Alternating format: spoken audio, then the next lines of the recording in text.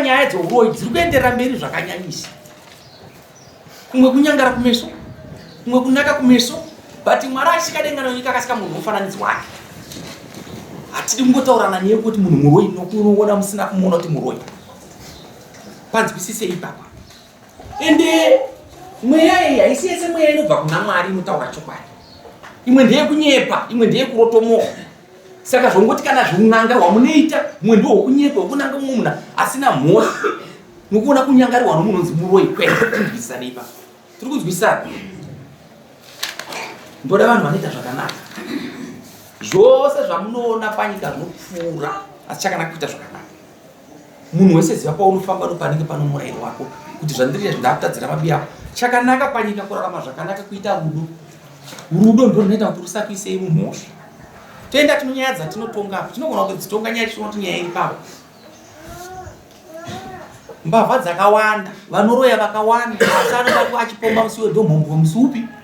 Wo, unonoka chete kubatwa imese munopomba ini. Unzwa? Unonoka chete. Unogona kupfeka magirazi ukavhara kumese kuti usaonekwe, but musi unobatwa chete unotoonekwa kuti magirazi wakapfeka chi? Magirazi. Saka kunonoka chete. Muri kunyatsonzwisisa? Muri kunyatsonzwisisa? Anditaya magirazi kaya kuna kutaura vanogara. Mundareka hamusimo kuzoshuva. Vangu vachipopota kuti mambo vanonoka se ndati nomusangano wana chinzuro anani. Ana Mujibha nana Chigwindo vanga vanozvanga vachikumbira kuna mambo. Saka ndinombotedzera kuti ndinenge ndirimo munyika ndinotonga. Saka ndechiti kana vana vaya vachikumbira zvavanoda ndovanonge ndichitaura navo. Saka mambo haanzi anono asi kuno vanogona kufonera mambo kwete mese. Kwazoti anonoka kudarika ono usingadekarega kuenda kano panopa ndinotonga kana nditonge kudenga kana ndotonga pasi pezuva. Handingataure zvekudenga kwandisati ndaenda asi ndotaura zvepanyika ino vapeni tiri papi tiri para. Right ndipenya yatona. Changamira. Chechemo chauyawo nacho tiri kukumbira kubvisirwa kuti tiri kukumbira kuti bamunini vabve pamba pababa vedu WekuMadziwa pamunda wavo. Noti bamunini vakawana munda 1982 vakazopa mapemiti akazobuda 1985 ndopakabuda mapemiti.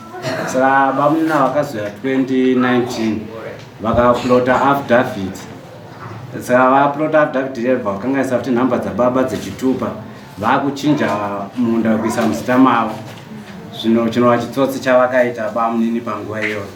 Saka ndochikumbiro chatinacho changamira kuti bamunini tokumbirawo vabve pamba pedu avo tikwanise kurapisa baba nokuti baba wakura uyezve vari kurwara ipapa pfungwa dzavo dzinyatsoita zvakanaka. Saka ndoino advantage yakatora bamunini kuchinja ownership yababa emunda. Zvinotenga vakawana 1982 mapemiti akazobuda 1985 mapemiti ese emufurudzi. Tipeutize vamadzitire Isaac. Atenda changamira. Inini 1980 chibva kuholodendi chapa chinhu vanobva pawa muna 1982 tongogara pa stand number 11 tongogara 2 village. mukoma wangu wanga vari kumasviva asiri kuno ndakagoberesa munhu ndikapedza ndikavakamusha ndokubva ndazovatora vari vatatu kuti vasvikire pamusha apo vatsvakawo minda yavo. Saka ini ndakazoenda kucollege ava mukoma vameroti vakazvifambisa sei ndobva vachinja zita rangu palist kunana resettlement officer ndoisa ravo. Vaisa ravo rakabva razobudisa permit 1985. Ini ndaivabvunza kuti permit iri kupa chitiye geographically vaindiyekera papo vandinambozvitsvaga zvakanyanyawo ndakuchiuga zvinopamba 2016 ndipo ndakanzwa kunzi vana vari kuti pandinamusha ipapo ndokuzoenda kulenzi undobvunza kuti zvakamira sei kuno kulenzi ndokubvunza kunzi zita riponde ravo mukoma ndokutaura kuti aiwa nyaya riponde kuti yakafamba mushando wangu saka chiindai kugiraundi mindopiwa umbomuvhira kuno tonzwa nyaya yenyu. Saka ndakazoenda kugiraundi zvichokwadi ndokusvika kuna kuvillage committee ndokupiwa tsamba yakanyorwa nayo mukoma village committee yekuti mushando wangu ini ndinayo pano ndokumbira kana dai richida kuiona ndaiona iri pamusoro iyoyo ndiyo village committee.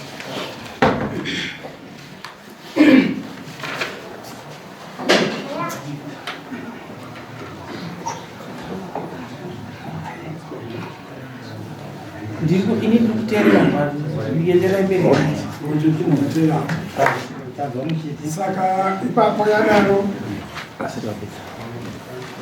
taura yenyu yadaro saizvozvo tapiwa tsamba ndokuzoenda kulenzi navo mukoma nezvitupa zvindongonosvika nokuchinja paseri petsamba yevillage pane affidavit yavakanonyoresa kuna resettlement officer ivo pachavo ndokubva radhindwana muzviti ndokuzobudisa permit iri paseri futi peaffidavit papo yaamuzita rangu vaitaura kuti ndoda kuti zvizoke muzita rangu mudzenda ndachinja ida kuti vari mugara wamainput egovernment apo tachiwira zvakanaka naina mukoma vana ava manje ndopakatanga kusumudza musoro wavo kutiwo hazviite zvamaita istora kumushando wababa vedu kuafanisi ndokuenda kuna resettlement officer achibva auya kuvillage kuzobvunza zvakafamba sei ndokoudzwa tsamba iripo changamira yamasvika iyoyo pasasi pacho apo dzakatirwa kuti the old permit is no longer valid kuri kuregwa iyi permit yava kutaura ari kubudisa baraka pakubudiswa yangu iyi haichashanda iyi ndoshandiswa tisazvifamba nayo.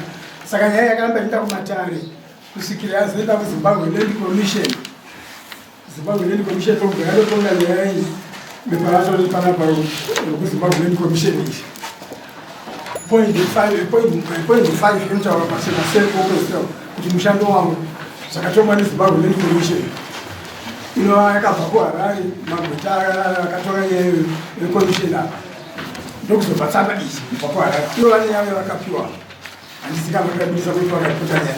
Saka ndoshandisika kuti ivo ndo atoti kakavati vari kukonzera trouble mandiri apa autoipapapamusha pangu inini handisogara zvakanaka isvika imba yangu iripo akatokiya madho handisipina nditoyawo pamukuwasha zvinhu zvangu zvakagaranagara mumba kudaiso zvikonzerwa nayo vana.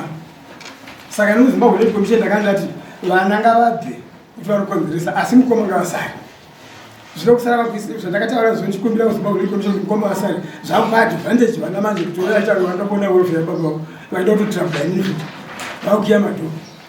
Saka zvinanotovhura vatori baba vachengeti vabve navo papo kuti vasandinesa kurusha kwangu nokuti ini sakomureti takabvira bhuiri ndichirida handingatomwi nevana vadiki vakafana zvizvizvi. Sorry, ndasinganodedzera sorry ndinoronga mapedza ndingobira kwakafana zvekuti tapinda kuti ndachida majekesa kuti takafamba tikaenda kuland commission mangamina here vana nevana vaka takatine uyu ari mukoma wacho mukuru ari papo ndakanga anziwa kuti vanhu zvikuya baba mukoma tenze zvakabuda tingu ndani mukoma kuti taura yenyu pamusoro chokwadi kuti vamwe vakatiripotera kuland commission tikaenda ikoko asi zvakaitika ndezvokuti isi takaendesa mapapers edu tine mapapers edu kusanganisira permit rabudiswa namunini wangu rababa wangu ra1985 tikabudisa mapepa edu ekuministry of lands ese takanyorwa naministry ndofa tabudisa kudaro neaffidavit rinova riri kutaurwa kuti bamunini ava nababa vakazonyora kuministry of lands. Affidavit iri takavaradza veland commission kuti affidavit rakafojerwa and akafojera ndibamnini ava. Bamnini ava ndi-ex teacher. Baba vangu ava vagone kunyora zvachose havagone kuverenga. Inova advantage yakatorwa nabamnini ava and vakabuda vari 2 vachienda saka zvadaro takavaradza veland commission but havana kukwanisa kuzvitambira zvese izvozvo ende vakanditaurira veland commission imomo kuti imistake inoitika kuti bamnini venyu vanogona kukanganisa affidavit kunyora noti ndoti rakafojerwa nokuti nhamba dzechitupa dziri paaffidavit rinova rakonzeresa zvese kuti tisvike pari nhasi hadzisi dzababa vangu ino vanhu vaeric vakagara ndo zvakaitika asi land commission yakazoendera mberi yakupa mutongo ichiti vana ibva ipamba ipapo siyai baba nabamnini vange vachigara ipapo asi munda unofanira kuenda mumaoko abamnini zvekare inini veland commission ndakavakumbira kuti bamnini vabudise umboo hwokuti ndivanga vari muridzi wemunda kubva pokutanga kana bhuku zvaro remombe rekudhibhi rokuratidza kuti vakambochengetera mombe ipapo hapana chavakakwanisa kubudisa zvinova zvakaita kuti isi tisawirirane nemutongo wakapiwa neland commission. Zvekare isisu munda wedu wababa WekuMadziwa hauna kubvira wakanzurwa zvachose nokuti pari zvino kutaura kwandiri kuita tichiri kutobhadhira mutero even wegore rino wemunda iwoyo tinawo zvinoreva kuti munda wedu hauna kubvira wakanzurwa wababa hauna kubvira wakanzurwa kuministry of lands. Saka zvinhu zvakatondishamisa kunzwa land commission ichitaura kuti Isaac Madziwa ndiye anofanira kunge ari muridzi wemunda achigara pamunda ipapo asi asina kana umboo hwekuti ndiye anga ari muridzi wemunda haana kana bhuku rekudhibhi zvaanoratidza kuti akambochengetera mombe ipapo asi inini takatanga munda uyu nababa vangu ava inini ndandichimudira munda ne 10 years tikagobora munda iwoyo nababa kusvika pari nhasi tikavaka musha tikagara asi bamnini vanouya after 40 years otaura kuti pamba apa ndipangu saka zvinhu zvakatondishungurudzawo chaizvo ndosaka munini wangu akazomhanya kuno kwachangamire kuti pamwe vanogona kutibatsira.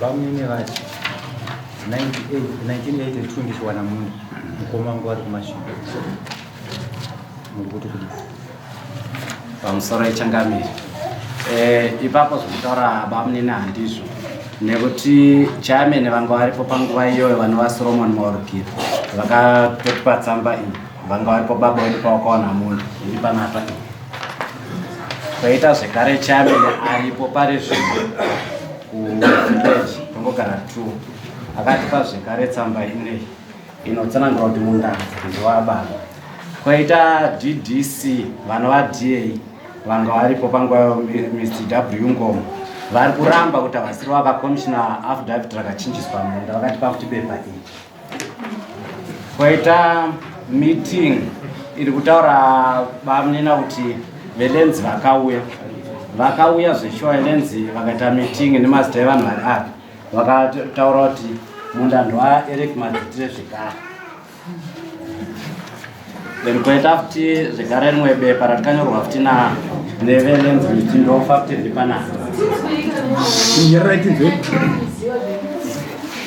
kwaita judgment yelands commission velands commission vakanyora vaiti vakakonza kuti veministry of lands asi veministry of lands vakatotinyorera zvekare tsamba iyi vari kurambana nejudgment yakapiwa nelands commission. Zvadaro bamnini vakazoenda kukoti vauda kutotitora eviction protection order musi wa13 saka vaenda kukoti musi wa13 kudaro tikabva taburitsa hombowo mapepa edu ese nekufejerwa kwakaita affidavit racho ndeiri rakafejerwa namba dzechitupa dzababa vachiprota affidavit saka nyaya yavo yakabva yaraswa kukoti bamnini musi wa13 bepa racho riri panapa nekuda kwokuti tataburitsa hombowo hwedu hwese pamberi pemutongi majesty taitaura kuti ratidzai loya rabamnini ava mapepa enyu amunawo loya ravo ndiratairatidzana naro mapepa ipapo loya ravo zveshuwa ndibva raunoti zveshuwa vanhu vane mapepa avo ndokuraswa kwazoitwa nyaya musi wa13 ichi ndo chitupa chababa ndatenda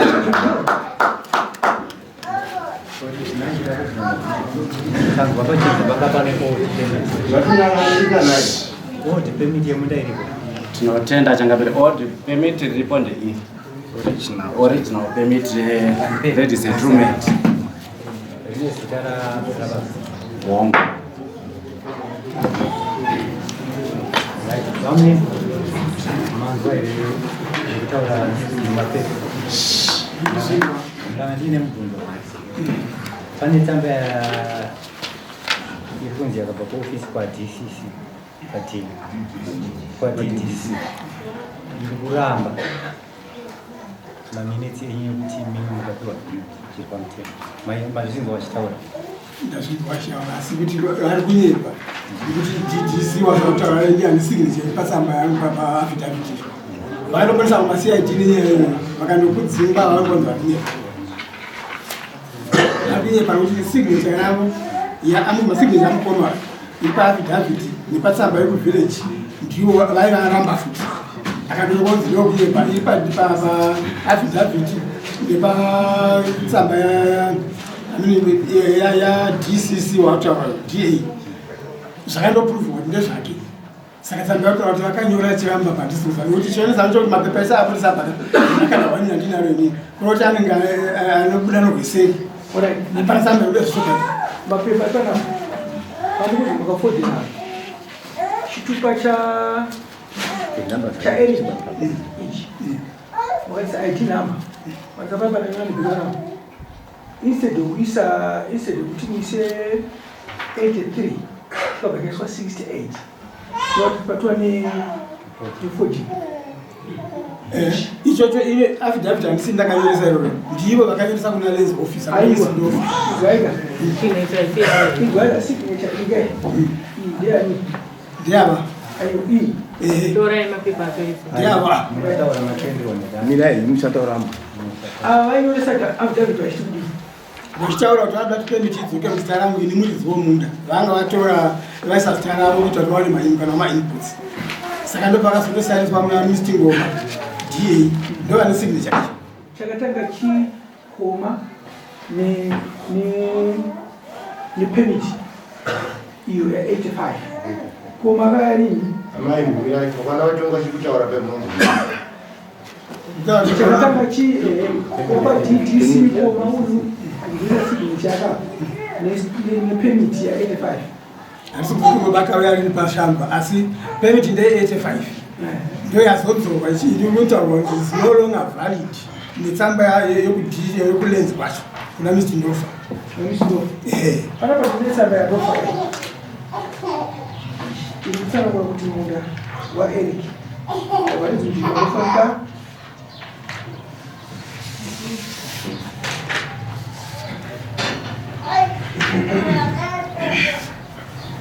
ndaida kubvunza kuti ine permit iri ya 85 imini mukuti ndakazoenda pamunda pa 2016 handidoti ndizvozvo pese apa ndaive pamushapangu muno permit here permit ndoyavaitiri kudenzi apa musingaiona saka ndinambodoita kuzvitsvagawo zvamurondeamukoma ndoikupopo kuna mapepa nhasi kuti permit iyoyo yanga iri muzita rababa yanga vakanga vasavizita ravo ndoya vakazoreva affidavit ndoya vakazochinja iri kunzi no longer valid yaiswa muzita ravo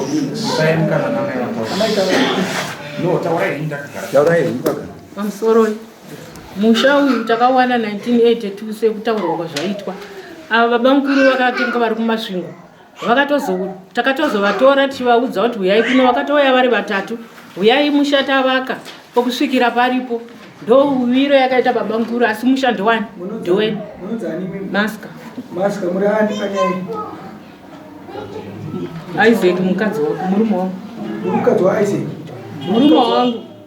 Mukadzi wa Isaac. Alright, unaita maska rei pasi. Maska kubonga. Ipa muwatu next. taurai yame Pamusoro ini ndanga ndichida kutaurawo kuti munda wachiwanikwa 1982 nababa wedu Eric Madzitiri uri kunzi ndewangu nabamnini Isaac. Kubva 1982 iyoyo ivo semunhu waticha baba vari mukaverenga ruling yelands commission iri kutsanangura kuti bamini vari kuti baba wedu vanga vari the poorest mufamily. Ndandoda kubvunzwa kuti munhu anga ari the poorest vakamupa mukana wekuti ivo vari teacher iye achiterera munda wavo kubva 1982 mese matauro hakuna achataura ava vataura kuti maakutaura nani nini mese indi major sport indi masona risende mugurani gurani nderede ndikudzirira ngokumbira kuti muone zvatichaita kana aendaapa ndinoda kuti munzwise zvoda kuti hapana nyaya ndatopedza kutara but ndiverengere neEnglish ikanyorwa ipo pano toya ndiverengere emiti yemunda iri kupi zvino iri kupi 807-2022 yes to whom it may concern. Reference Madzitire family land dispute at plot number 11 at the Kefaven farm Shamba. The above reference this dispute has been well documented. A series of meetings have been held between the lands office and the Madzitire family, all trying to broker an amicable solution. The decision by the Zimbabwean Lands Commission, in which they ruled that Eric's children should vacate plot 11. ndoda kuti munzwisise language yakanyorwa panapa mamwe akanyorwa neshona mamwe akanyorwa nechirungu. Permit yakudhara ndoishi tsuwira izvi ndo permit yakudhara musangadziri wekudhara permit yazvino government iri yatinayo ndoishi tsuwira ukaiverenga kubva panumber 1 ikanyorwa nechirungu kusvika panumber 5 ino zvainotaura futi pamusoro kusvika panumber 5 pokuti kana ukakangatisa zvinhu zvinodiwa nehurumende iripo unobva pamunda iwe ipemitiyo unozwisisa right. Ndichatanga chero kwandatanga iwe ndiwati unonzani Isaac wakawanda munda 1982 ndobva wavakira imba mukoma wako iripo izvozvizvi takazova aiwa ndikureva dzimba dzako dzaukavaka vasati vasvika ndobva wavakira ndobva wavasheedza ndobva watsvuya mugari kuno saka minda yenyu mabani muchigara ndobva wagara ipapo iwe ndobva waenda kupi enda college right. Unozviziva here kuti 1981 vanhu tichiguda mumapipinika tiyahwiniwa vanhu maresettlement akagadzirwa 1981 82 tinoti kubva umfurudzi iyi magazi zvitongo maresettlement otora ndakudhara dzitora nhasi zvomanyanga chitepo takawira muringa mombe simba yanga isati yapo yanga ichiri kuranwa nemaerano yakuti chinzwa ndatokwana ndataura iwo unotiziva here kuti government yaita pachirungu inonzi fixed supply. Okay, ndosaka ndati ndoda kuti ndipedze nhasi kana chiti fixed supply government yaikupa chite makey yokupinda mumba yavakadzimba dzipi. Are we together? Yes.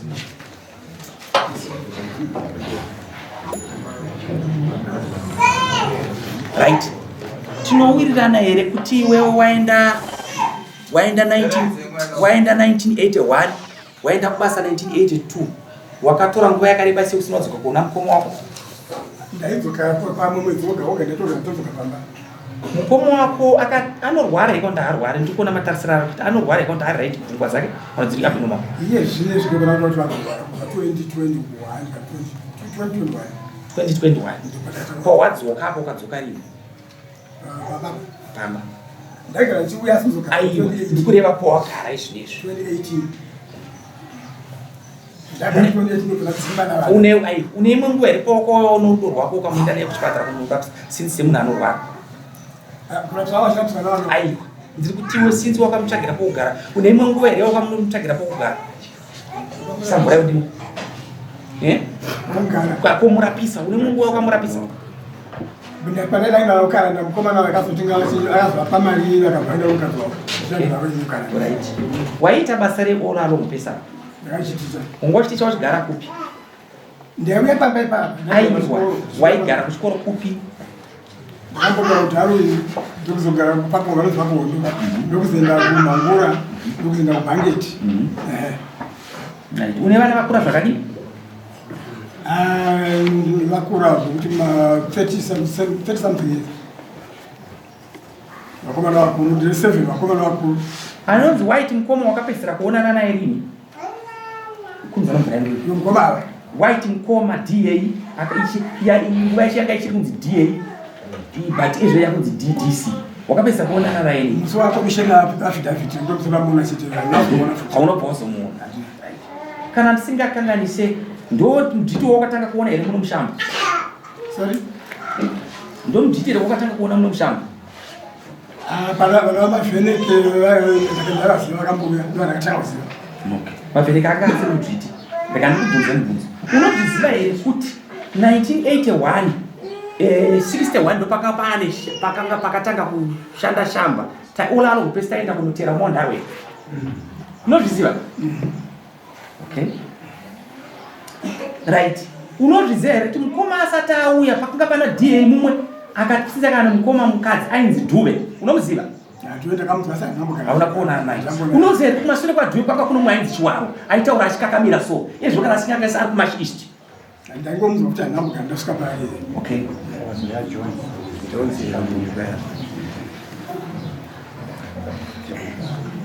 Zvazvinoita varume. Ndakuda kuti ndingokubatsirai. Ndapedza ndakuda kubatsira baba wenyu. Is your father mumurambi. But ndakuda kuzvipedza inini. Ndoda kuzvipedza muhumwe murume. Inini ndonzi munyaradzi Tivaringi kana kuti Mapande. But now kana ndiri panapa ndinonzi Chief Nyamaropa. Zita renyika yangu. Ndinotonga.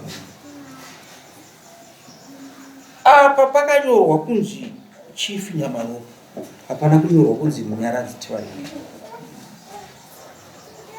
But kana ndichise ichi chinongomuka rimwe ramazuva ndikatorwa naMwari chikaonekwa chiri pano uya akutonga.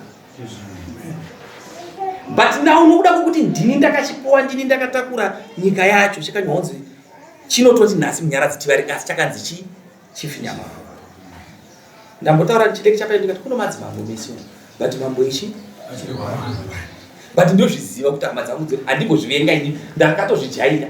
Ndonzwa kuti pamwe vanopata munda vachidi vamwe vachiziva kutengesa munda mambo otengesa munda but ndini ndakangonyarara vamuchitosekera kuti ano setungana kwembudzi nanotonga ndiri chete. Saka ndino mwana wangu, ndine vana vangu nemhuri yangu. Kana ndichisevenza ndosevenzera mhuri yangu. Uri kuzvinzwa? Ndinosevenza zvinhu zvese zvinotedza mhuri kubva kumwana wangu. Mwana wangu ada kudya chinhu changu chokutanga anodya through amai vake. Ndomutemo uri kugovernment. Kana aida kutotora motikari yangu kuti adrive andotaura naamai vake vatomunzwira tsitsi. Kana aida kutowana mombe andotaura naamai vake voita sit down nowana mombe. Uchireva kuti iwe unonzi aniwe. Ndiri kubvunza iwe kunzi mukoma. Andiwo kuti Eric Madzitri. Chireva kuti uya akasenzera vana vani vake. Haana kusenzera kusho. Ndoda kubatsira ndichiti ndinoda kupedza dambudziko. Handinoda kutoti uchazoya kuti pahuku kuti mambo mapedza dambudziko.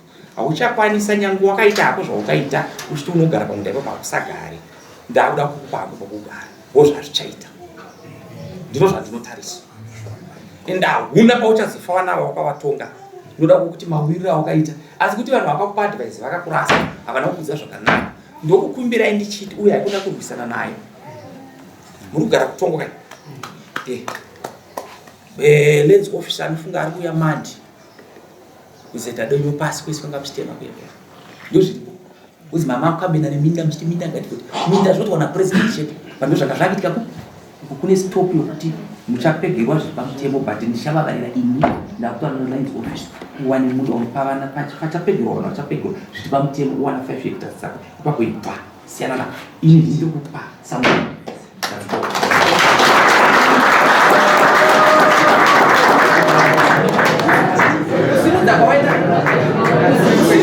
kusimudza kwawaita urombo kana uchipikisa zvandataura kana uchida kusimudza uda kupikisa zvandataura ndozvakanzwa zvonaroti asi kana uchinzwa zvandataura zvino upenyu uchida kuzoita baba vana teera zvandataura asi kana uda kupikisa ndoti toenda mberi kana wada kupikisa toenda mberi ndotanga kubvira kuna majors towa ukatanga kusvika kuna proveta wa majors ndosvika ikoko ndinoita pano asi kana uchindinzwa ita zvandataura ndotaura ari kutongo ndianisa mbu wacho pano mukutongo kwa muvillage kwa mwana anapana sumuka ukunza zvandikutaura uyu ndamupa pogara ngasika vagara pamudaipa vanochengeta nhaka yababa vavo undombo kasi kana achipikisa achiti ano zvimwe zvaanofunga go ahead enda mberi inoonona kuti anodonha ndiani dismiss ndatopedza indakupa kana uchipikisa zvandauta usina kupa pogara ini ndinoda kupa pogara pasina mari pachena ivo anditengeswe asi kana wati uda kupikisa zvakauya kufenya kana uchida kuti ndikupe kugara kuita zvandataura ndikupe kugara zvisina kana nokwana nokupa kugara ngemandatongera ajudgment unopa zvichireva kuti ndada kukudza kana makumbira matongera andaita munda wangu no enda akumberi mupei mupei judgment